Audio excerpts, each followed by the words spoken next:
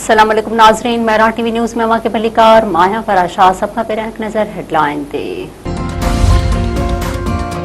आज़ाद कश्मीर में इलेक्शन जे 3 मरहले में वोटिंग जो अमल जारी। बाग ऐं हवेली ज़िलनि जे 4 तकनि ते वोटिंग। पोलिंग जो अमल सुबुह 9 वॻे खां शाम 5 वॻे ताईं बिना कंहिं रुकावट जे जारी रहंदो। ॿ अॻूणा वज़ीर आज़म सरदार अतीक अहमद खान, सरदार तनवीर इलियास ऐं मौजूदा वज़ीर आज़म फैसल राठौड़ बि मैदान ते लथल।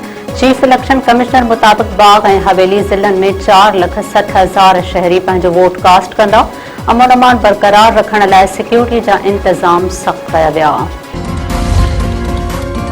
सिंध सरकार पारां कराची में क़त्ल थियल वापारी मीर रज़ा केस जी जांच लाइ अदालती कमीशन जोड़ण जो ऐलान। घरू वज़ीर ज़ियाउल हसन लंचार जो चवणु आहे त सिंध हाई कोर्ट जे चीफ जस्टिस खे ख़त लिखी छॾियो आहे। ख़त अॼु चीफ जस्टिस खे मोकिलियो वेंदो।